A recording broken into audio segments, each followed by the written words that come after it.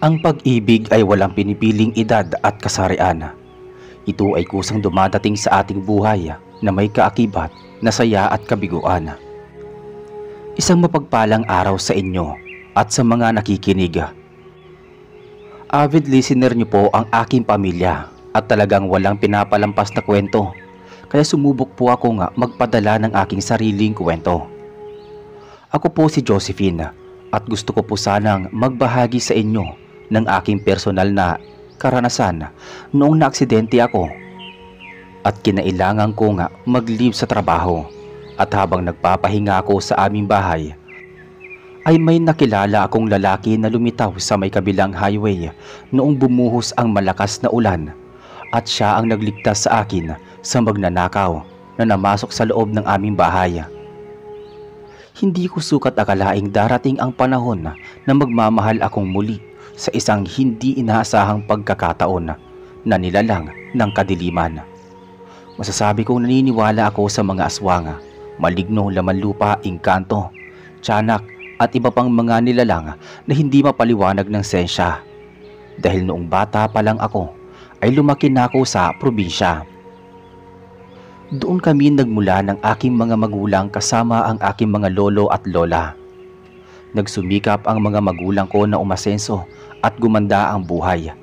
Kaya naman noong medyo nakakaluwag na sila sa buhay ay naisipan nilang magtungo sa syudad. Kasama kaming mga anak para doon maipagpatuloy ang pamumuhay. Kahit naman nagtatrabaho na ako sa syudad ay hindi pa rin nakakalimutan ang magagandang kaugalian na itinuro sa akin ng mga lolo at lola ko. Gayon din ang mga kwentong kababalaghan sa aming probinsya. Taong 2000, naaksidente ako. Nahulog ako sa hagdan ng bahay ng aking katrabaho sa mismong kaarawan nito.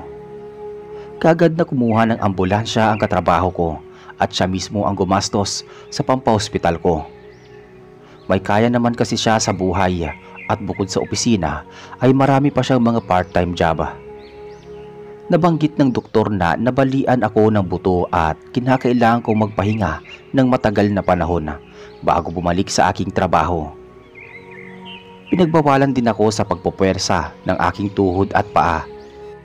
Halos inabot ako ng 1 buwan bago ako nakarecover. Nakakainip na ang leave ko kaso wala akong magawa kung hindi sundin ang utos ng doktora. Naisip ko kung gaano na kadami ang mga reports na kailangan kong magawa at tapusin. Siguradong hindi kakayanin ng mga katrabaho ko na mag-overtime para lang magawa ang mga naiwan kong trabaho sa opisina. Pinayuhan ako ng mga magulang ko na kinakailangan ko pa ng 1 linggo para tuluyang makapagpahinga at makalakad ng maayos. Hindi ko na yata makakayanan ang 1 pang linggo. Pakiramdam ko ay magkakasakit ako kapag hindi ako nakapagtrabaho. Sa paglalakad ay naiinip na din ako at gusto ko na makalakad ng mabilis.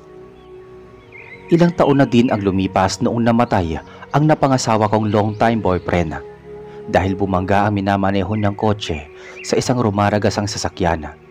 Malaki ang kanyang naging pinsala sa ulo. Nagkaroon siya ng blood clot hanggang sa naging sanhi ng kanyang kamatayan. Nasa 23 ako noong mawalan ako ng asawa at talagang sobra akong nagulat sa mga nangyari. Hindi kami nabiyayaan ng anak at masasabi ko na mabuti na rin iyon dahil kawawa ang aming magiging anak. Maagang mawawala ng ama. Matagal akong nagluksa noon at hindi ako nagmahal muli. Hindi ko sinubukang magkaroon ng nobyo pero pumapayag ako makipag-date para lang makipagkaibigan at makipagkilala. Umabot na ako sa edad na 29, subalit hindi ako tumatanggap ng mga manliligaw. Masaya akong nakakakilala at nakikipag-usap sa mga lalaki para lang malibang ako kaso hindi ko kayang magbigay ng pagmamahal dahil hindi pa ako handang magmahal at maghanap ng ibang lalaki na pupuno sa malungkot kong puso. Posibleng may darating na lalaki na para sa akin sa takdang panahon. Kasama ko sa aming bahay ang mga magulang ko dahil may sarili na din buhay at pamilya ang mga kapatid ko. Bunso ako sa aming magkakapatid, kaya kasama ko ang aking mga magulang at sila ang nagsisilbing lakas ko, kaya nakarecover ako sa pagkamatay ng aking asawa. Noong una ay nahirapan ako sa paggamit ng saklay, pero dumating sa punto na nakayanan ko na rin na maglakad. Subalit hindi ko mapersa ang sarili ko dahil medyo kumikirot ang aking mga tuhod at paa. Isang ordinaryong araw ng Sabado, inip na ako sa loob ng aming bahay. Lumabas ang mga magulang ko para maggrocery at ako lamang ang naiwan. Kakatapos ko noong manood ng mga programa sa telebisyon. Gusto ko na talagang bumalik sa trabaho. Ako kasi ang taong hindi sanay na walang ginagawa at gusto ko ay parating nagtatrabaho. Hindi ako mahilig magpahinga sa oras ng trabaho at magpatulog-tulog.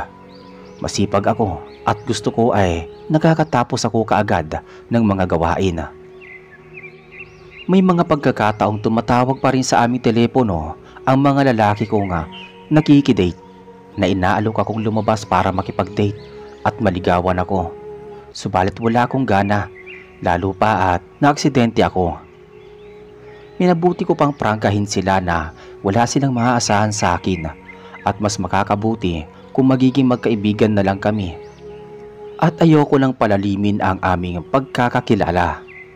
Sa puntong yon ay doon pa lang sila tumigil sa pagtawag.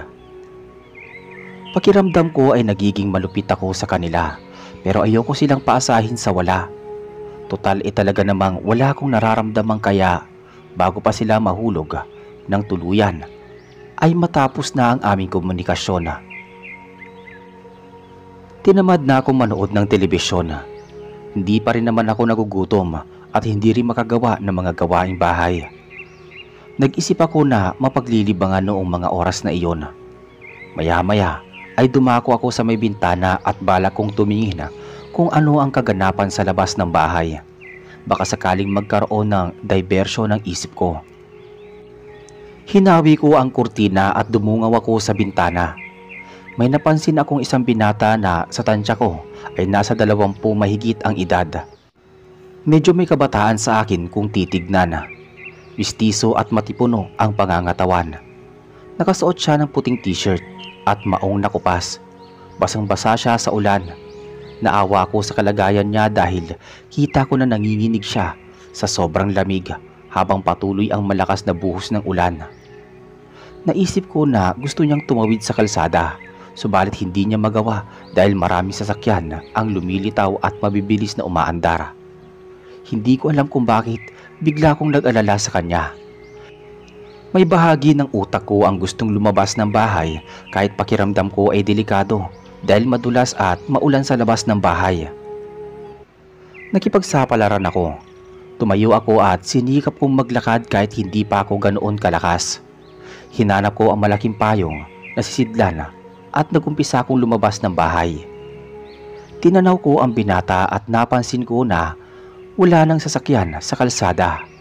Sinenyasan ko siya na lumakad patungo sa kabilang daan at sumunod naman siya sa sinabi ko.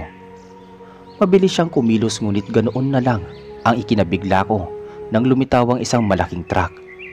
Kahit na medyo sumasakit pa rin ang paa ko, ay sinubukan ko siyang lapitan at kamuntik na kaming parehas na masagasaan nang rumaragas ang sasakyan.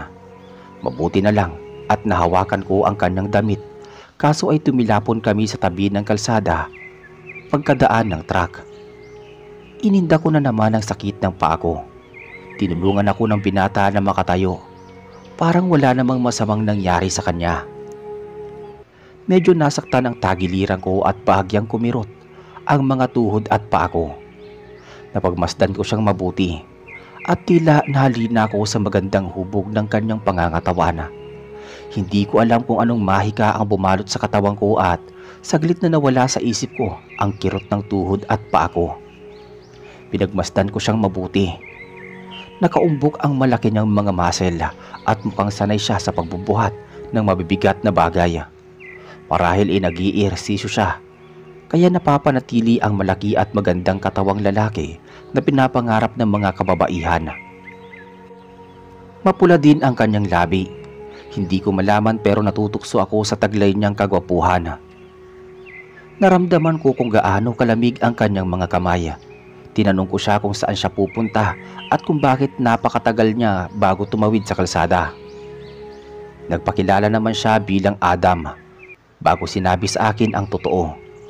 Aniya, inutusan siya ng kanyang ina na magtungo sa bahay ng tiyahin at may pinapakuhang mahalagang bagay.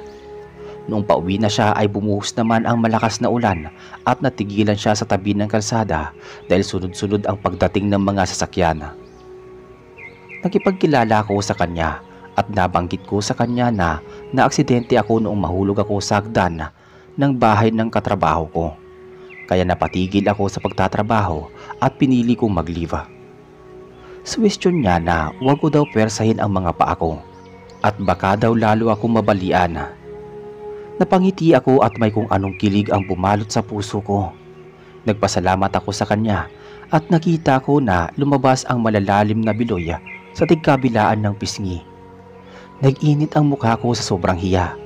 Hindi nagtagal, inanyayahan ko siya na pumasok sa aming bahay. Noong una ay nag-alangan siya pero talagang nanginginig na ang kanyang katawan at hindi ko na napigilang pilitin siyang makapasok sa bahay namin para matuyo ang katawan niya. Pumayag siya at pagkatapos namin makapasok sa loob ay kumuha ako ng malaking tawel at ipinagamit sa kanya para naman matuyo ang kanyang katawan at buhok. Nagpasalamat siya sa akin at nagkwentuhan kami ng ilang saglit bago siya nagpaalam at nagmamadaling lumabas sa aming bahay. Alukin ko sana siyang uminom ng mainit na tsokolate, ngunit tumanggi siya. Nagpasalamat siya sa pagmamagandang loob ko sa kanya bago tuluyang umalis.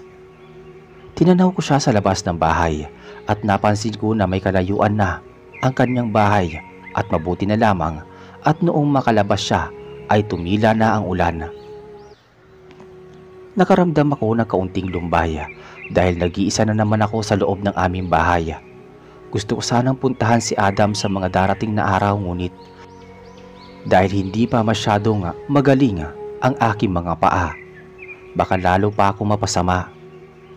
Iginugol ko lamang ang oras ko noon sa paglalaro sa luma naming personal computer habang nagpapatay ng oras sa paghihintay sa aking mga magulang. Maya-maya ay nakaramdam ako ng gutom kaya humanap ako ng makakain sa kusina at nagluto ako. Merong papansitin kaya nagluto ako at naglagay ng pansahog na gulay at kaunting karne bago ako nagsulong kumain sa may lamesa. Kahit medyo kumikirot pa din ang tuhod ko at paa, ay nagawa ko iyong tiisin para makapaglakad ako kahit paika-ika ang aking paghakbang. Wala pa man lang ilang minuto ay nakarinig ako ng pagtunog ng aming telepono. Tumayo ako at maingat na lumakad ng mabagal patungo sa may lamesa kung saan ko iniangat ang telepono at sinagot ang tawag. Narinig ko sa kabilang linya ang boses ni Serena na aking katrabaho at kaibigan. Kinamusta niya ang kondisyon ko at tumugon naman ako na posibleng makapasok na ako sa 1 linggo. Natuwa naman siya dahil napakarami ko na palang reports na kailangang asikasuhin at tapusin. Marami na daw akong nalipasang mga kasiyahan at mga chismis sa aming trabaho. Sayang daw at napinsala ang mga tuhod at paa ko. Kung hindi sana iyon nangyari, ay tiyak maraming oportunidad ang naghihintay sa akin at may naereto pa siyang panibagong kalalakihang kakilala. Idinagdag pa niya na talagang kinakailangan ko na makapasok dahil may pinopormahan na daw ang bago naming katrabahong lalaki. Balak daw sana niya itong ipakilala sa akin kaso hindi makapaghintay at nanligaw na sa iba. Kapag nakita daw ako nito tiyak magbabago ang kanyang isip at sa akin mismo magkakagusto. Hindi naman ako nabahala dahil hindi naman ako seryoso sa mga ganoong usapan.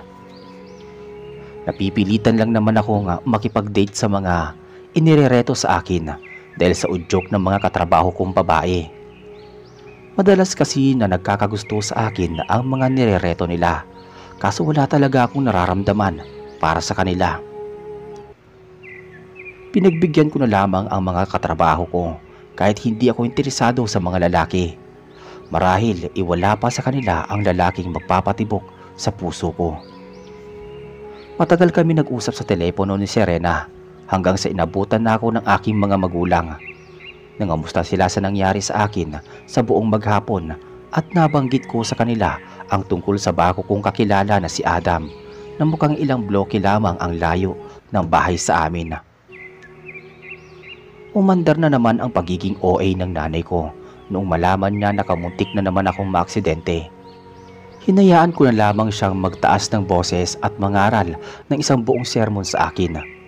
Sanay naman ako sa kanyang ugali at kahit ang tatay ko ay suko din sa katalasan ng kanyang bibig.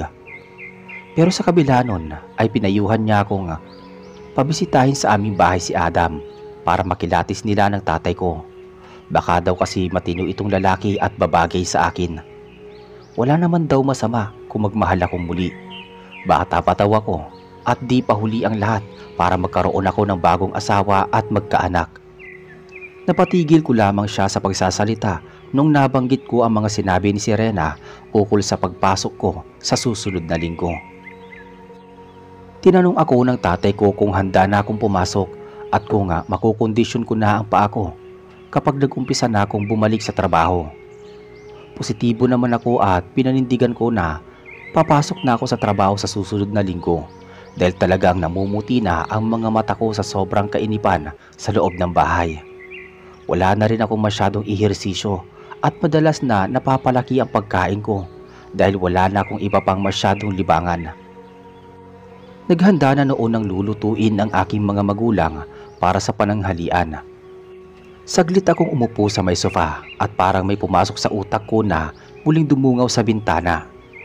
Sumagi na naman sa isip ko si Adam at nagbabakasakali akong matatagpuan ko na naman siya sa tabi ng kalsada. Hindi naman ako napansin ng tatay ko dahil abala siya sa pagbabasa sa dyaryo na mukhang kakabili lang niya sa labas. Hinawi ko muli ng bahagya ang kurtina at napansin ko na may 4 na armadong lalaking nakasuot ng maitim na t-shirt at maong ang patingin-tingin sa aming bahay. Ang isa sa kanila ay may kausap sa cellphone. Eksaktong nagtama ang paningin namin ng isa sa mga lalaki at tila umiwas siya ng tingin. Naalarma at inakit niya ang kanyang mga kasamahan na magtungo sa kabilang daan. Naglakad-lakad sila hanggang sa makalayo sa aming bahay. Ayoko sana silang pag-isipan ng masama, ngunit nagtataka ako kung bakit ganoon na lang ang takot sa mga mata ng lalaki noong makita niya akong nakatingin sa kanilang dalawa. Posibleng mga magnanakaw sila at naghahanap sila ng pupuntiryahing pagnakawang bahay. Hindi ako nagtangkang tumawag sa mga pulis. Naisip ko na mas makakabuti na magmatsyag ako pagsapit ng gabi upang makatiyak kung papasukin at pagnanakawan ng aming bahay. Hindi ko pinaalam iyon sa aking mga magulang, bagkus ay buong maghapon akong pasulyap-sulyap sa aming bintana. Dumating ang gabi at nagsimulang magpahinga ang aking mga magulang sa kanilang kwarto.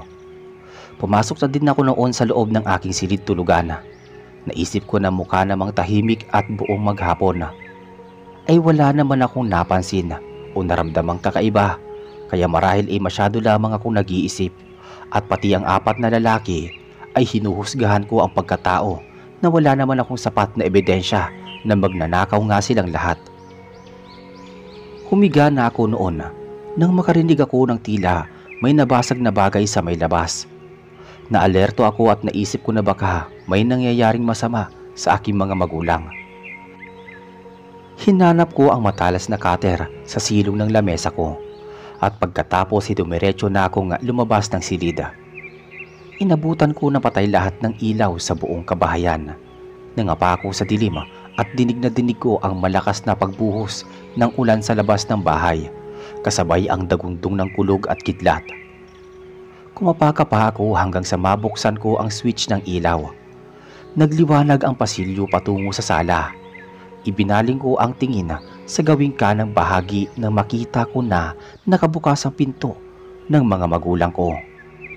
Pumasok ako sa loob at inabutan ko na sobrang mahimbing silang natutulog.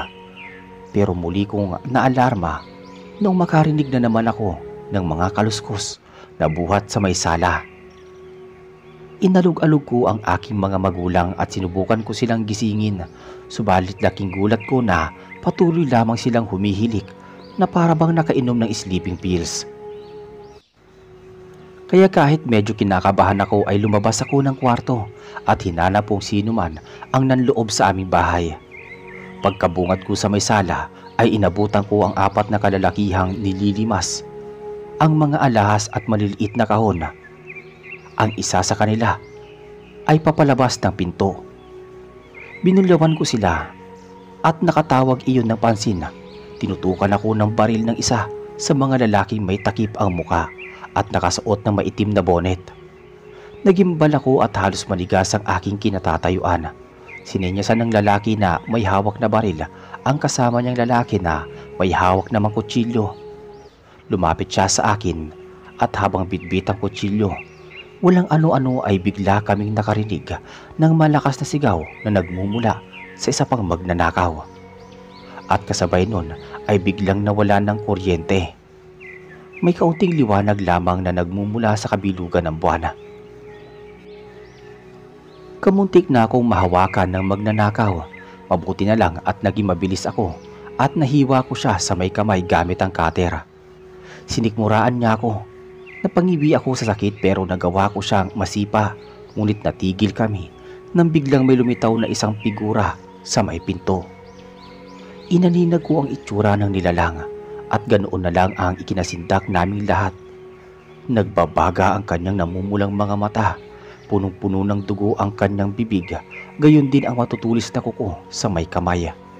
Mabalahibo ang buong katawan at matipuno ang hubad na katawan. Tinutukan siya ng baril ng lalaki, ngunit mabilis itong nakalmot sa muka ng lalaking napagtanto kong isa palang aswang. Kinagat siya nito at pagkatapos ay hinila palabas ng bahay. Inapakan ko sa paa ang katunggali kong magnanakaw at mabilis akong lumabas ng bahay upang alamin ang nangyari. Sa isang sulok natagpuan ko ang aswang na may kinakain at pinagluluray-luray sa kadiliman. Saglit na nagkaroon ng kaunting silag ng liwanag at tumama iyon sa kanyang direksyon. Ganoon na lang ang ikinamilog ng aking mata nang matagpuan ko ang mga bangkay ng 2 magnanakaw. Naliligo sa dugo habang nilalantakan ng aswang ang kanilang puso at atay. Muling humarap sa akin ang aswang at nagpakilala siya bilang si Adam. Nagtapat siya at sinabing nagtungo siya sa aming bahay noong marinig niyang may gustong magnakaw. Inamin niya sa akin na nabibilang siya sa angkan ng malalakas na gabunan, pero hindi siya masama tulad ng iniisip ko, at kaya lamang siya nagbagong anyo bilang gabunan ay para mailigtas ako sa mga magnanakaw. Nagpasalamat naman ako sa ginawa niyang pagtulong sa akin. Nabanggit niya na siya na ang bahalang kumuha ng mga bangkay ng magnanakaw upang hindi ako mapaghinalaang pumatay sa kanila. Basta isuplong ko na lamang ang natitirang buhay na magnanakaw dahil nakatitiyak siyang pagdidiinan nito na nakakita ito ng mga aswang. Pumayag naman ako sa sinabi sa akin ni Adam. Alam ko na isa iyong epektibong paraan upang mailigtas ko siya sa kung sino pang mga ibang tao nga makakita sa kanya at mapoprotektahan ko rin ang sarili ko sa posibleng maging resulta ng pangyayari. Hindi ako makapagsalita noong mapansin ko na tumayo si Adam at tumanda siya palabas sa aming bahay. Hinila niya palabas ng bahay ang 2 bangkay at pagkatapos ay sumulyap sa akin. Nagpasalamat ako at tinugon naman niya iyon. Marami pa akong gustong sabihin sa kanya ngunit bigla na lang siyang naglahong parang bula hanggang sa hindi ko na siya natanaw. Parang may bahagi sa puso ko ang biglang nasaktan ngunit hindi ko na iyon binigyan ng pansin. Inabutan naman ako ng 2 pang magnanakaw na nakatanaw sa kalangitan. Akmanan silang tatakas noon nang lumikha ako ng ingay at kasabay noon ay tumila ang malakas na ulan at nagkaroon na din ng kuryente sa bawat kabahayan. Nagising ang ilan naming mga kapitbahay at mabilis silang rumesponde. kung kaya't hindi nakatakas ang dalawa pang natitirang magnanakaw. Wala na silang panahon para makatakas. Tumawag ako sa telepono at inaresto ng mga pulis ang magnanakaw. Nagising na din ang aking mga magulang at mukhang nabiktima sila ng mga magnanakaw. Napakalalim ng kanilang mga tulog at sa palagay nila ay pinaamoy sila ng pampatulog ng mga magnanakaw kaya mahimbing silang nakatulog. Isinalaysay naman ng dalawang magnanakaw na nakaengkwentro sila ng aswang pero hindi naniwala ang mga pulis at nagsabi na baka nag-iimbento lamang ito ng kwento upang makatakas sa kanyang kasalanan. Napansin ng mga magulang ko ang sariwang dugo sa tagiliran ng lagayan ng mga halaman. Umisip ako ng kwento at nabanggit ko na nasaksak ko ang dalawa sa mga magnanakaw, subalit mabilis na nakatakas at hindi ko naabutan. Pero nakatitiyak ako na hindi sila magtatagal dahil sa natamo nilang malalim na sugat sa katawan. Dinala sa presinto ang dalawang magnanakaw pagkatapos kong makapagbigay ng statement sa mga pulis. Kinabukasan dumungaw muli ako sa bintana at hindi ko pa nakita ang presensya ni Adam. Bagamat isa siyang gabunan ay hindi ako natakot dahil malaking tulong ang nagawa niya para mailigtas ang buhay ko. At habang buhay kong tatanawin yon bilang utang na loob. Lumipas ang isang linggo at nakabalik na ako sa trabaho. Tinapos ko ang mga tambak kong gawain at namiss ko rin ang aking mga katrabaho.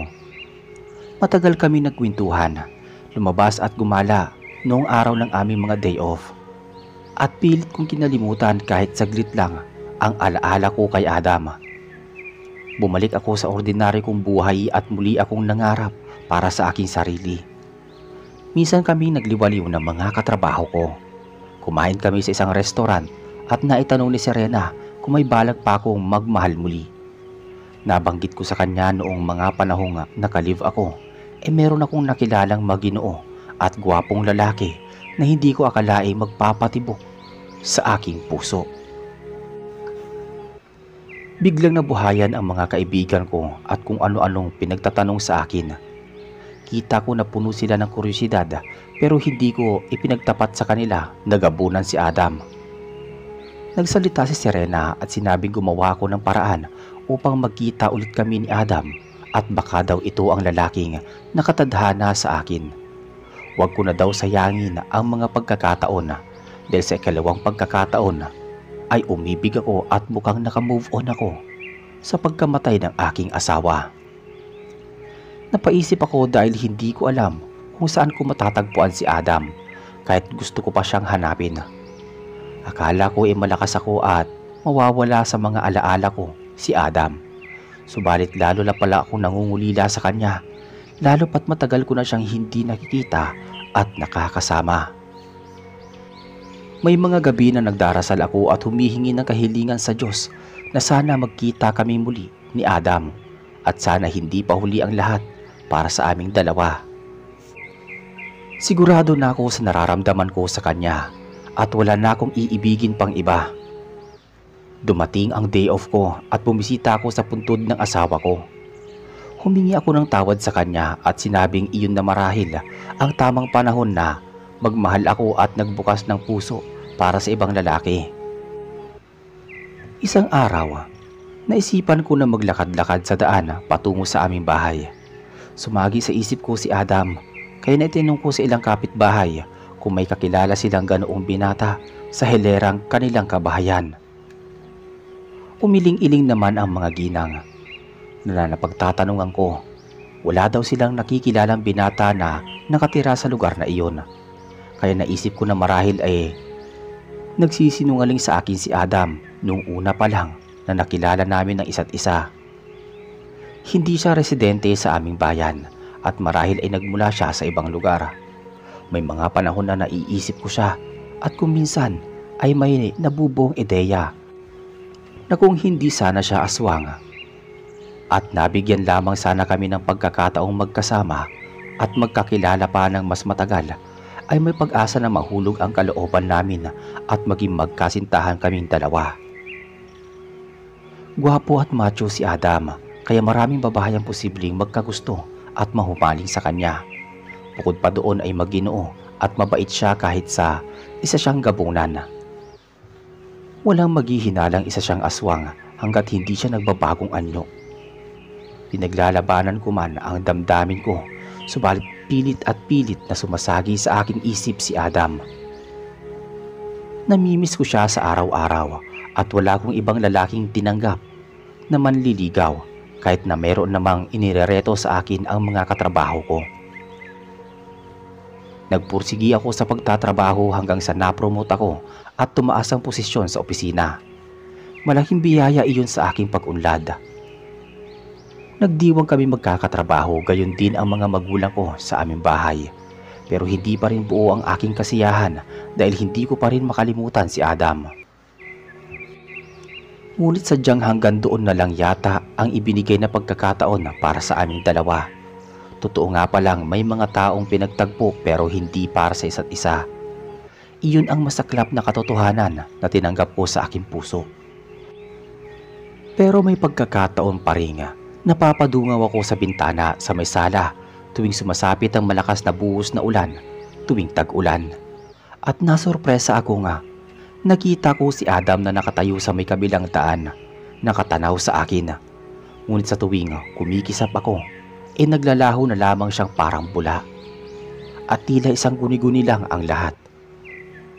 Nasanay na ako sa ganoong pagkakataon hanggang sa tumigil na ako sa paniniwalang magkikita pa kaming muli. Ngunit tila mapaglaro ang tadhana.